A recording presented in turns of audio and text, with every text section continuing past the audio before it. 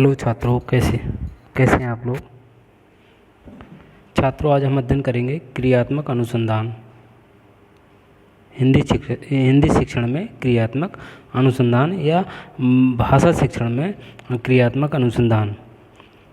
ठीक है छात्रों, कल मैंने आपको बताया था, कल हम लोगों ने अध्ययन किया था क्रियात्मक अनुसंधान के बारे में, एक्शन रिसर्च के बारे में, कि ये होता क्या है, रिसर्च क्या होता है, उसके बारे में मैंने आपको बताया था। और फिर एक होता है रिसर्च, अनुसंधान या शोध, और एक्शन रिसर्च। ठीक है, तो एक्शन रिसर्च के बारे में हम बात कर रहे थे। एक एग्जाम्पल के तौर पर मैं बताऊंगा आपको आज की भाषा शिक्षण में इसका क्या रोल है, क्या भूमिका है, क्यों इसकी आवश्यकता होती है, क्यों ये आवश्यक है या नहीं है। ठीक है, तो सबसे पहले हम बात करते हैं कि भाषा शिक्षण में इसका क्रियात्मक अनुसंधान क्या है।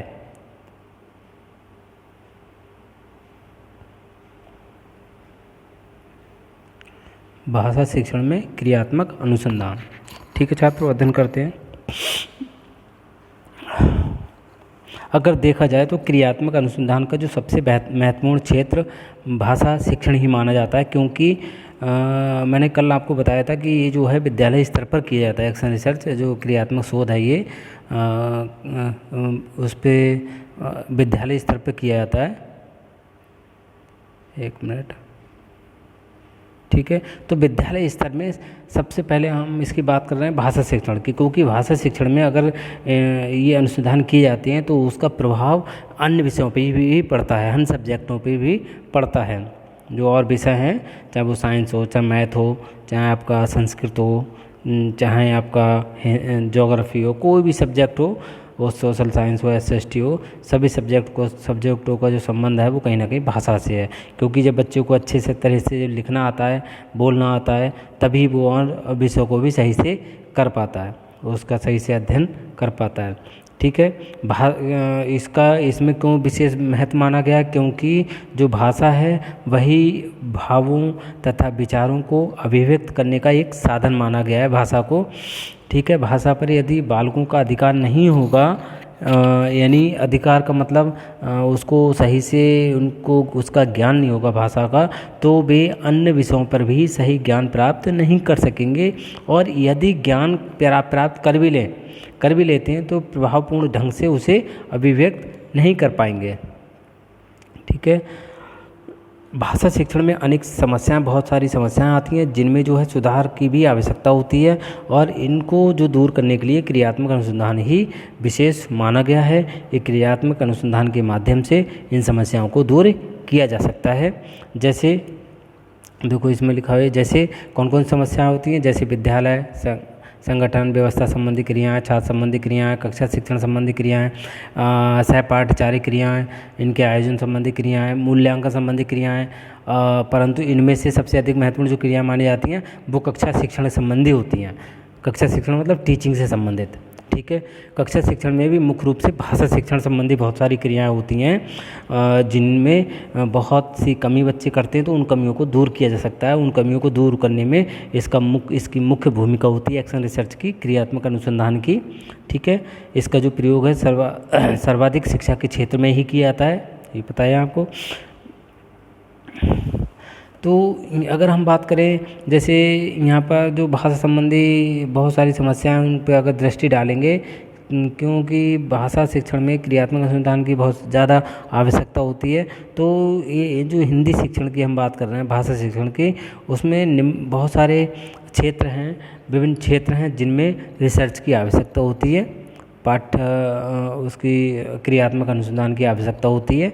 जैसे शब्दकोश एवं शब्दावली के निर्माण के क्षेत्र में, मतलब ये ऐसे क्षेत्र हैं यहाँ पर किसकी आवश्यकता होती है, क्रियात्मक अनुसंधान की। देखिए इसमें लिखा हुआ भी है कि उस भाषा शिक्षण में क्रियात्मक अनुसंधान की सबसे अधिक जो आवश्यकता होती है, और उसके लिए सबसे अधिक क्षेत्र होता है। कभी बच्चे भाषा सीखने में रुचि नहीं लेते, कभी रुचि लेने पर भाषा नहीं सीख पाते। ठीक है, इस तरीके से। और मानसिक जो स्तर अनुसार, मानसिक लेवल के स्तर के अनुसार उपलब्धि परीक्षा पत्र तैयार करने से संबंधित, अक्षर विन्यास के क्षेत्र से संबंधित, वर्तनी के क्षेत्र में लिंग संबंधी समस्याएं, व्याकरण के क्षेत्र में शिक्षण विधियों का तुलनात्मक अध्ययन, ये सब वो क्षेत्र है जिस इन क्षेत्रों में जो है क्रियात्मक अनुसंधान किए जाते हैं। वाचन के क्षेत्र में शिक्षण विधियों का तुलनात्मक अध्ययन। तो और भी बहुत हैं, जैसे आप कह सकते हैं पाठ्यक्रम में हिंदी के स्थान के विषय में मतलब क्या क्या उसमें कमी है, उसमें सब क्रियात्मक अनुसंधान किया जाता है। हिंदी अध्यापक के क्षेत्र संदर्भ में हिंदी का जो अध्यापक है उसके संदर्भ में भी क्रियात्मक अनुसंधान किया जा सकता है। समय सारणी में एक हिंदी शिक्षण से संबंधित, ठीक है, कोई कमी तो नहीं है, कोई नहीं है, इस तरीके से उसकी जो है अनुसंधान के द्वारा क्रियात्मक शोध के द्वारा उसको दूर किया जा सकता है, उसका पता लगा करके उसको दूर किया जा सकता है। और जो हिंदी अध्यापक है उसके संदर्भ में, उसके क्षेत्र, उसके संबंध में, संदर्भ में, ठीक है, एक ही बात है। तो अध्यापक में तो कोई कमी नहीं है। हिंदी का जो अध्यापक है, अगर अध्यापक ही गलत उच्चारण करेगा, अध्यापक ही ब्लैक बोर्ड पे सही से नहीं लिख पाएगा, अध्यापक के लेखन क्षमता का विकास नहीं है, अध्यापक ही सही से स्पष्ट शब्दों में नहीं लिख पा रहा है, या कठिन निवारण जो शब्द हैं उनका उत्तर सही से नहीं दे पा रहा है, कठिन शब्दों को सही से बच्चों का आंसर नहीं दे पा रहा है, ये क्या है, ठीक है, शब्दों का अर्थ नहीं बता पा रहा है, तो मतलब ये इस तरीके से इन कमियों को दूर किया जा सकता है एक्शन रिसर्च के द्वारा, क्योंकि इसके द्वारा ही इन समस्याओं का पता लगाया जा सकता है। इस तरीके से बहुत सारे एग्जाम्पल हैं। टाइम टेबल में जो है समय सारणी की अगर हम बात करें तो समय सारणी में हिंदी जो भाषा है, हिंदी शिक्षण से संबंधित कोई कमी तो नहीं है, तो उस कमी को का पता लगाने के लिए एक्शन रिसर्च की आवश्यकता होती है। हिंदी शिक्षण के जो साधनों के क्षेत्र में, विभिन्न कक्षाओं में, पाठ्यक्रम में, हिंदी के स्थान के विषय में, और आप कह सकते हैं पाठ्य पुस्तकों के क्षेत्र में, किताबों के क्षेत्र में, टेक्स्ट बुक के क्षेत्र में, ठीक है, अन्य भारतीय भाषाओं की जो ध्वनियाँ हैं, ध्वनि आवाज़, उसका हिंदी भाषा की ध्वनियों के साथ तुलनात्मक अध्ययन, ठीक है, ये क्षेत्र हैं। हिंदी भाषा में जो है और भी प्रयोग, बहुत सारी प्रयोग में लाने वाली जो सहायक सामग्रियाँ होती हैं उनके उपयोग से संबंधित, हिंदी भाषा से संबंधित पाठांतर जो होते हैं, प्रक्रियाएँ होती हैं, उनके संदर्भ में क्रियात्मक अनुसंधान की बहुत ज़्यादा आवश्यकता होती है, ठीक है। और इनको कहीं ना कहीं इन समस्याओं को, इन कारणों को दूर करने के उपायों की खोज, जो उपाय होते हैं उनकी खोज करनी चाहिए, और अपनी भाषा शिक्षण संबंधी क्रियाओं में निरंतर सुधार की आवश्यकता होती है,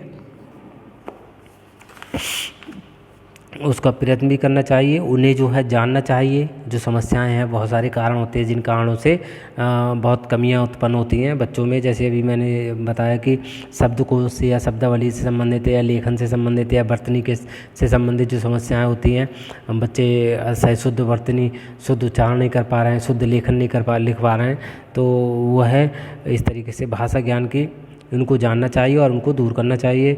और भाषा जो ज्ञान की नींव है, बुनियाद एक तरीके से माना जाता है, उसके ऊपर ही समस्त विज्ञान का महल खड़ा किया जा सकता है। ये तो आप सभी जानते हैं, क्योंकि जब भाषा का बच्चे को ज्ञान नहीं होगा तो वो कोई भी विषय में सफलता प्राप्त नहीं कर पाएगा, ना ही वो अध्ययन कर पाएगा, ठीक है। तो यहाँ पर हम जो भाषा शिक्षण संबंधी एक समस्या की क्रियात्मक अनुसंधान की एक रूपरेखा, एक ब्लूप्रिंट है, ये उसकी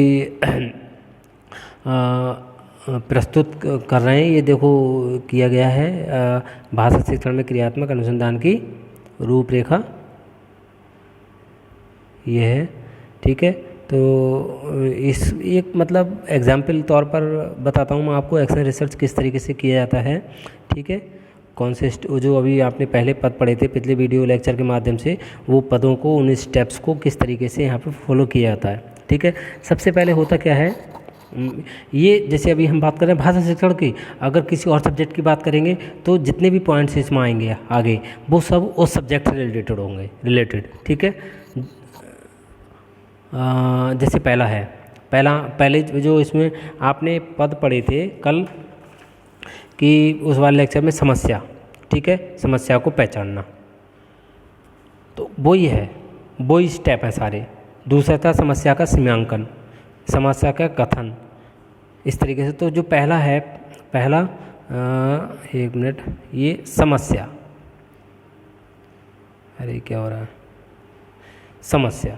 तो यहाँ समस्या है छात्रों को का जो हस्तलेख है वो अच्छा नहीं है, यानी जो लेख है उनका लिखने की क्षमता है वो ठीक नहीं है। तो यहाँ पर समस्या स्पष्ट हो रही है, तो समस्या का पता लगाया, पहचाना गया है, ठीक है, कि क्या है, कोई भी क्लास ले लिया, उस क्लास के छात्रों की जो समस्या है वो यहाँ पर नोट डाउन की जाती है। ये जैसे यहाँ पर हस्तलेखन से संबंधित है तो ये हस्तलेखन से संबंधित समस्या का नाम लिख दिया।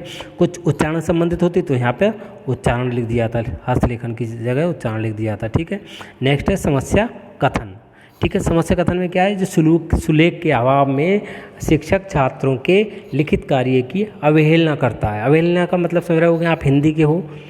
ठीक है, जो अच्छा लेख है, बच्चा जब यहाँ पर उसकी एक समस्या है कि बच्चा लिख नहीं पा रहा है, ये सही से लिख नहीं पा रहा है, तो उसकी वजह से अध्यापक, उसके अभाव में अध्यापक जो है छात्रों के लिखित कार्य को, जो लिखा हुआ है उसकी अवहेलना करते हैं, प्रशंसा नहीं करते हैं। ठीक है, तीसरा है पॉइंट समस्या का सीमांकन। ये रिसर्च के एक स्टेप होते हैं, इन्हीं स्टेपों के आधार पर ही तो रिसर्च किया जाता है। ठीक है, हालांकि हम जो बात कर रहे हैं एक्शन रिसर्च की बात कर रहे हैं, तो एक्शन रिसर्च पर्टिकुलर किसी एक विद्यालय के अंतर्गत किसी एक विषय से संबंधित किया जाता है। सही है, तो यहाँ पर ये समस्या का सीमांकन करते हैं हम। समस्या का सीमांकन क्या, जो आपकी समस्या है कि छात्रों का जो हस्तलेखन है या उच्चारण संबंधी समस्या है वो कौन से क्लास की है, ठीक, किन बच्चों की है। ठीक है, तो वो यहाँ पर हम करते हैं। यह है कक्षा 6 विद्यालय। एग्जाम्पल तौर पर है DN इंटर कॉलेज, मतलब जिस विद्यालय में जिस क्लास के बच्चों का आप ये जो एक्शन रिसर्च कर रहे हैं, उनकी समस्या का पता लगा रहे हैं और उनको दूर कर रहे हैं, वो लिखा जाता है यहाँ पर। ठीक है, सपोज दैट रामबाग स्कूल है, दिनेशपुर का कोई स्कूल है, GIC है, GIC गदरपुर है, GIC मेरठ मुरादाबाद है, GIC रुद्रपुर है। तो GIC रुद्रपुर की अगर हम बात करें तो GIC रुद्रपुर के कौन से क्लास के बच्चे की, या 6 क्लास का भी हो सकता है, 7th 8th 9th 10th कोई भी हो सकता है, जिस क्लास के बच्चों पर एक्शन रिसर्च किया जा रहा है। ठीक है, नेक्स्ट जो है समस्या का परिभाषित करना। यहाँ पर कल मैंने जो पद थे इसके एक्शन रिसर्च के, ठीक है, उन पदों पर बताया था कि नेक्स्ट स्टेप है समस्या का परिभाषीकरण, उनको डिफाइन करना, एक्सप्लेन करना। ठीक है, तो यहाँ पर ये देखिए इसके अंतर्गत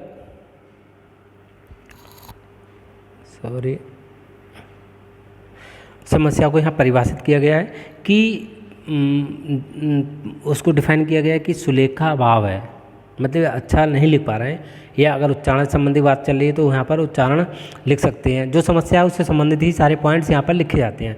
जैसे सुलेख का अभाव, तो उसमें पहला पॉइंट्स है कि छात्र अक्षरों को उनके शुद्ध रूप में नहीं लिखते। ठीक है, जैसे अक्षर हैं उनको उसी रूप में, शुद्ध रूप में नहीं लिखते। दूसरा है छात्र, मतलब ये समस्या हो सकती है, छात्र संयुक्त अक्षरों को उनके उचित ढंग से नहीं लिखते। जो मतलब एक वर्ड है वो तो समझ रहे होंगे आप, उसको सही से नहीं लिख पाते हैं। तीसरा पॉइंट है छात्र अक्षर को समानुपात में नहीं लिखते। कोई अक्षर नीचे छोटा बना दिया, कोई दूसरा बड़ा बना दिया। राम में अगर राम लिखना है या दिनेशपुर लिखना है तो दिनेशपुर में छोटा लिख दिया, ना बहुत बड़ा बना दिया, एक समान नहीं है। ठीक है, तो उससे भी राइटिंग खराब होता है, लेखन जो सुलेख होता है वो गंदा होता है, गलत होता है। तीसरा है, नेक्स्ट पॉइंट है इसमें, छात्र शब्दों के बीच में उचित स्थान नहीं छोड़ते। आप कंटिन्यू मिलाते हुए चले जाते हैं तो वो भी कहीं ना कहीं आपके राइटिंग को मतलब बच्चे में वो राइटिंग उसका अच्छा नहीं हो रहा है, सुलेख अच्छा नहीं है, तो वो समस्या है, डिफाइन कर रहे हैं यहाँ पर। और तीसरी समस्या क्या हो सकती है, छात्र सीधी रेखाओं में नहीं लिख रहे हैं, नीचे लिख दे रहे हैं, ऊपर लिख रहे हैं, ये सब इस तरीके से। नेक्स्ट है, छात्र पुस्तकों में स्याही के धब्बे लगा देते हैं। कभी कभी राइटिंग बहुत अच्छा होता है लेकिन स्याही के धब्बे लगाने से वो राइटिंग अच्छा नहीं रहता, गलत हो जाता है। ठीक है, फिर नेक्स्ट है आगे, यहाँ ये देखिए लिखा है शिक्षक, ये है शिक्षक, तो यहाँ पर टीचर कक्षा 6A को हमने जो समस्या का सीमांकन किया है, उस सीमांकन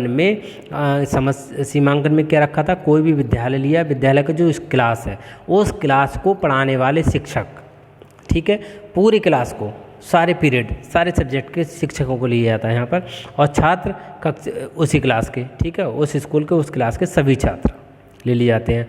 फिर लिखित कार्य, भाषा एवं अन्य विषयों में दिया गया लिखित गृह कार्य, क्योंकि जब लेखन की अगर हम बात कर रहे हैं तो ये समस्या सभी विषयों में होगी। ऐसा नहीं है कि बच्चा हिंदी में से गलत लिख रहा है तो साइंस में अच्छा लिखेगा,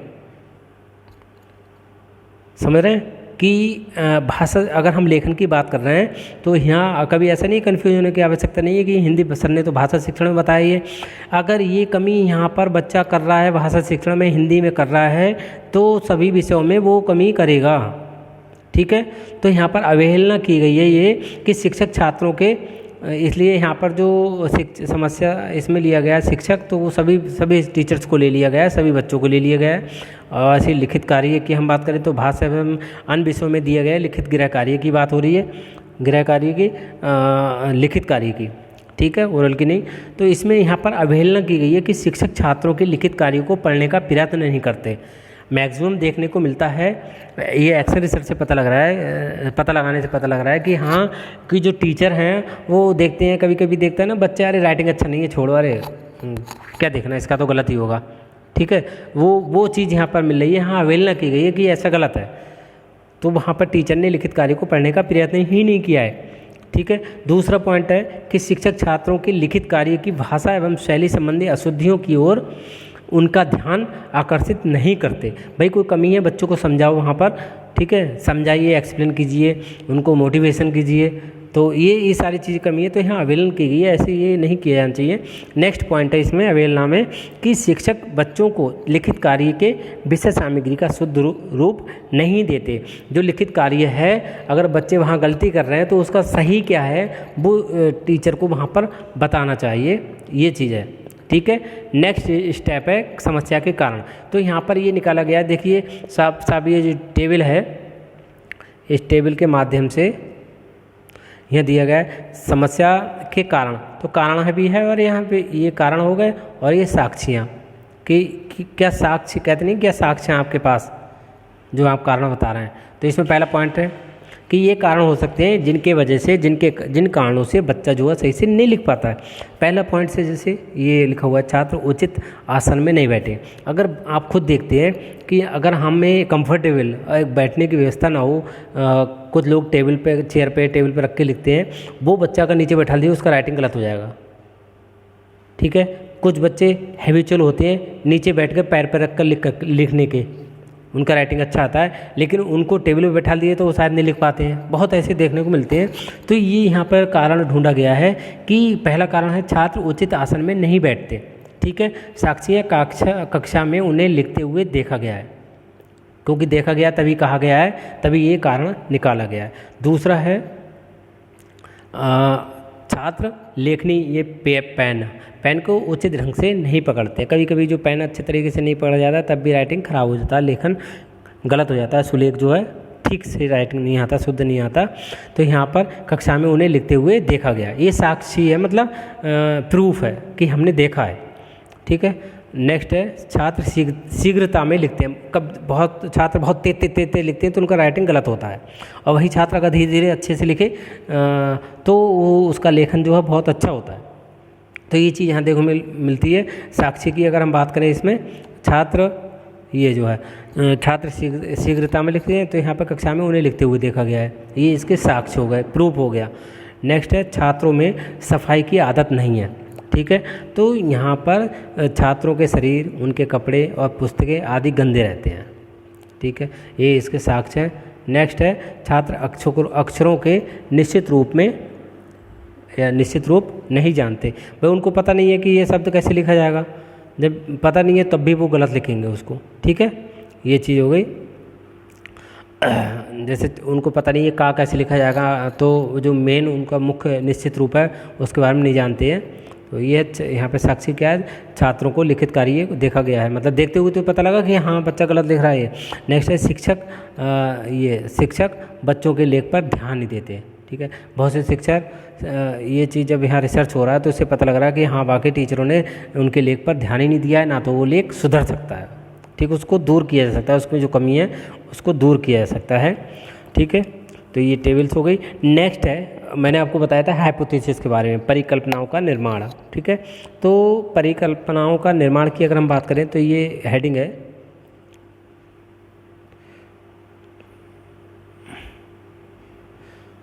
ये लिखा हुआ है, दिखाई नहीं दे रहा है, पर यहाँ लिख लीजिए आप, क्रियात्मक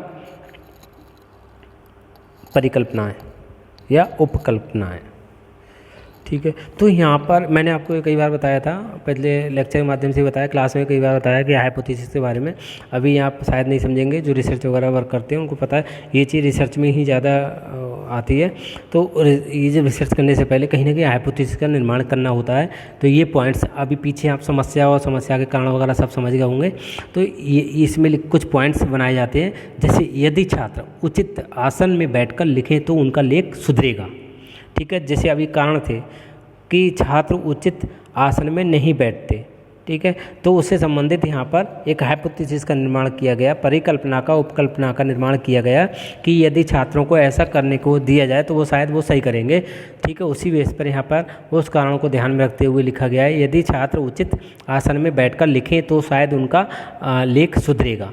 नेक्स्ट है, यदि छात्र उचित ढंग से कलम पकड़कर लिखे तो उनका लेख सुधरेगा। जो कारण हैं समझ लीजिए उनको ही यहाँ पर उसी रूप में यहाँ पर हाइपोथेसिस बनाई जाती हैं उन रीज़न के आधार पर, क्योंकि उनको बाद में रिसर्च करने के बाद उसको दूर किया जाता है। तीसरा है, यदि छात्र असावधानी से के साथ लिखे तो उनका लेख सुधरेगा। सावधानी मतलब समझ रहे हो कि जैसे ते ते ते लिख रहे थे उसमें, वो धीरे धीरे लिखें, सावधानी से लिखें तो उनका लेख सुधरेगा। तीसरा है, यदि छात्रों में सफाई और स्थायी भाव बन जाए तो उनका लेख सुधरेगा। ये सारी चीज़ें हैं लेख से संबंधित है, देखो समस्या ये। नेक्स्ट है, यदि छात्रों को अक्षरों की बनावट का स्पष्ट ज्ञान हो तब भी उनका लेख सुधरेगा। ठीक है।